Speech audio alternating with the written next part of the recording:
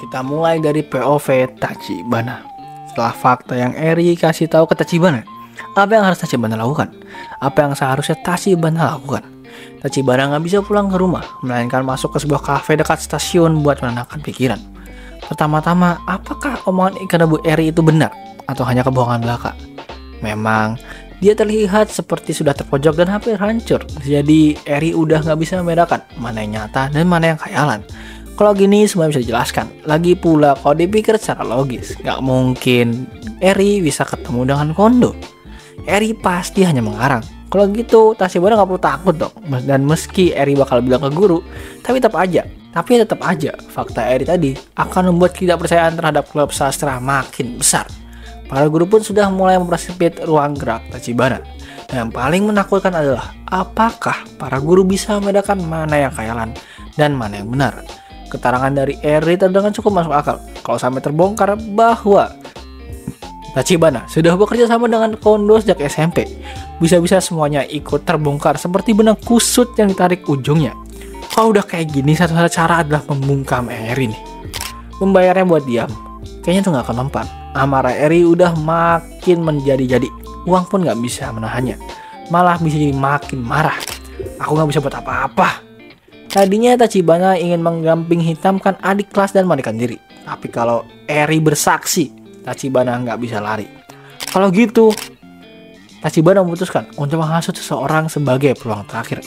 Dan kalau ini gagal, Tachibana akan hancur. Di posisi Eiji, setelah mengantar Hayashi pulang, Eiji dan Ai pergi ke Aono Kitchen. Ai tampak sedikit lelah. Ai sudah banyak bergerak demi melindungi Eiji dan Hayashi. Dan hal itu membuat Eiji merasa amat bersyukur dan menyayangi Ai. Makasih ya Ai, kita tuh semua diselamatkan oleh gadis bernama Ichijo Ai. Aku gak akan pernah cukup berterima kasih padamu. Apa sih curang banget? Kenapa emangnya? Aku jadi mikir, apa aku pantas menerima rasa terima kasihmu? Kamu terus bilang suka sama aku. Tapi gimana kalau kamu nanti malah melihat sisi gelapku, sisi burukku? Ya aku takut kamu malah menjauh. Tapi kan memang setiap manusia pasti punya sisi jelek. Iya aku sadar, aku bukan orang suci. Bahkan kadang aku merasa sisi gelapku tuh lebih dominan. Kadang aku merasa kamu udah selalu baik dan aku cuma numpang nyaman aja. Kalau mikir kayak gitu, aku jadi gak suka deh. Tapi kan kalau kayak gitu, Ai, aku rasa isi gelapmu itu juga kamu gunakan untuk melindungi seorang kan. Kamu selalu berusaha keras untuk melindungi. Kamu begitu baik, bahkan sering menyalahkan diri sendiri daripada orang lain. Kamu bekerja keras. Kamu adalah seorang pekerja keras yang berusaha menghadapi segala kesulitan. Eiji memandang wajah Ai.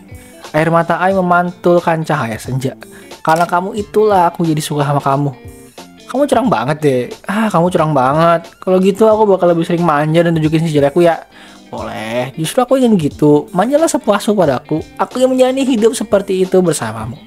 Eiji mengulurkan tangannya dan Ai hanya bisa menjawab dengan makasih banyak ya senpai. Dan Eiji menggenggam tangan Ai semakin erat. Silahkan wakilkan kata-kata saya guys. Terus di kolom komentar bawah gue mau ngomong apa. Dan kita pindah ke Tachibana. Tachibana menghubungi kenalannya dari SMP. Sebagai antisipasi, Tachibana sudah menyiapkan jalur lain selain Kondo. Halo, ini Tachibana. Lama gak ketemu. Kau baik-baik aja kan Mitsuda-kun? Mitsuda adalah teman Kondo sejak SMP yang dulu diperlakukan seperti budak oleh Kondo. Untung Tachibana masih nyimpen nomornya. Iya, aman. Sebenarnya aku baru tahu hal yang cukup gawat. Kau masih ingat Eri nggak? Tentu mantan pacar Kondo kan? Iya, nah Eri sekarang katanya mau ngadu ke guru tentang hal-hal yang nggak pernah terjadi. Cuma karena sakit hati diputusin sama Kondo. Hah? Katanya karena udah dikucilin sama orang tuanya gara-gara pacaran dengan Kondo. Dia jadi menyalahkan semua ini pada Kondo dan ingin hancur bersama. Bahkan katanya dia mau nyeret kita yang dulu satu SMP juga. Dia bilang kita terlibat kasus bullying bareng Kondo dan akan ngadu ke guru. Gara-gara ngomong kosong itu, sekarang klub sastra sedang diselidiki oleh guru-guru. Aku gak bisa apa-apa sebagai ketua klub. Aku bahkan gak bisa lindungi anggota-anggota aku. Sambil berpura-pura jadi orang baik, Tachibana menebar simpati sekaligus memancing rasa takut. Kalau terus begini, hukuman skors bisa berubah jadi dikeluarkan. Bayangan itu pasti bikin Mitsuda ketakutan. Terus dia nyebut klub sepak bola gak? Aku gak denger jelas sih, tapi dia bilang kalau aku masuk neraka lebih baik aja banyak orang masuk sekalian. Sial, kalau itu terjadi habis kita. Makanya aku hubungin kamu Mitsuda-kun. Ayo kita hentikan Eri sekarang bareng-bareng ya. Kalau enggak beneran bahaya deh. Aku coba bisa minta tolong sama kamu aja. Tapi kenapa aku? Soalnya di zaman SMP aku selalu memperhatikanmu. Ah udah oke deh. Kalau gitu ayo kita ketemu langsung. Bisa nggak kamu ajak beberapa anggota klub sepak bola lain yang kamu percaya?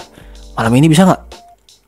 Mitsuda langsung setuju. Sesuai rencana, Tachibana bisa mengerahkan mantan-mantan klub sepak bola untuk bertindak di luar kendali. Semuanya akan berjalan mulus. Sungguh lucu betapa mudahnya manusia bisa digerakkan. Tinggal menjadikan mereka korban dan kita mulai penunjukan terakhir ini. Kita balik lagi ke Eiji Senpai. Menurutku bagaimana orang-orang di klub sastra itu? Ya menurutku mereka orang-orang menyedihkan sih. Menyedihkan. Ya soalnya mereka bahkan nggak bisa menganggap orang lain itu manusia. Karena itu juga mereka terus hidup dalam kesepian. Walaupun tampaknya mereka bisa bersosialisasi dengan baik, tapi sebenarnya mereka nggak pernah benar-benar percaya pada siapapun deh. Semua cuma di permukaan aja. Karena itu aku rasa mereka nggak akan pernah bisa merasakan kebahagiaannya sesungguhnya. Mereka nggak bisa minta tolong atau percaya pada orang lain. Jadi di saat tersulit pun nggak akan ada yang datang membantumu. Jangan lakukan hal-hal berbahaya ya. Kalau ada apa-apa, andalkan aku. Sama seperti yang kamu lakukan padaku. Aku akan selalu membantumu. Ya, Senpai.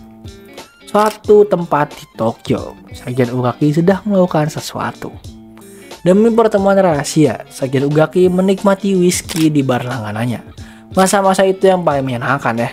Sekjen, maaf terlambat. Pria yang dia tunggu akhirnya datang. Padahal Sekjen masih ingin sedikit lebih lama tenggelam dalam perasaan sentimentalnya. Nggak apa, aku sedang menikmati whisky favoritku deh. Seharusnya kau bisa datang lebih santai aja. Saya nggak mungkin lebih lama lagi pak. Jadi mau minum apa? Martini boleh deh. Enak juga tuh. Baik, mari kita bahas pekerjaan. Bagaimana suasana rapat kamu tadi? Apa reaksi Perdana Menteri? Dia terlihat sangat gelisah pak. Sepertinya sangat panik karena masalah kondo. Oh gitu ya. Dia memang terlihat mencoba menghindar, tapi nggak akan semudah itulah.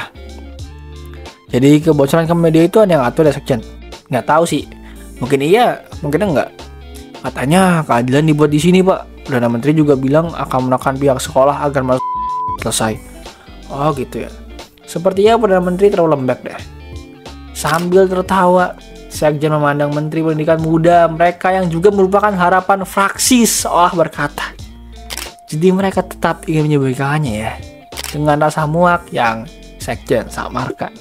Ternyata Dewan Menteri Pendidikan yang menjadi harapan keadilan pihak sekolah adalah kaki tangan Sekjen Ugaki. Dan lagi-lagi novelnya beda genre politik yang lebih kental daripada genre NTR dan romance.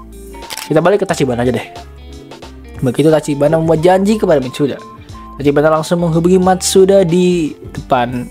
Begitu Tachibana membuat janji dengan Mitsuda, Tachibana langsung menghubungi Matsuda, adik kelas di klub sastra. Ini kakak adik apa gimana sih? Matsuda. Jangan susah ngasih orang nama dong. Ujungnya sama aja, menimpakan semua kesalahan kepada mereka.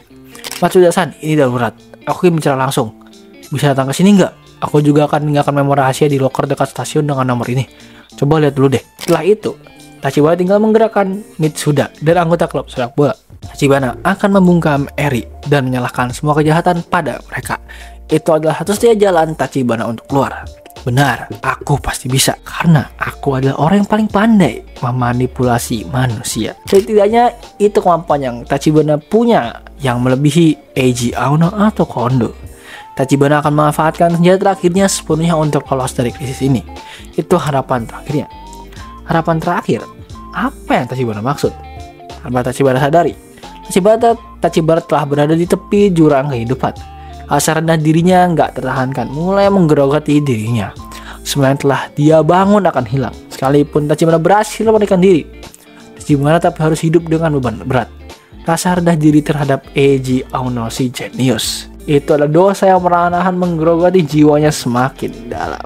Tachibana, sang maestro dari kasus Eiji, kini mulai melemparkan bola panas ke orang lain, Mitsuda dan Matsuda. Namun muncul masalah baru, bahaya baru untuk pihak sekolah. Sekjen Ugaki turun tangan dalam kasus Kondo. Dan lagi, gue lebih apal kasus politiknya daripada kasus perundungannya.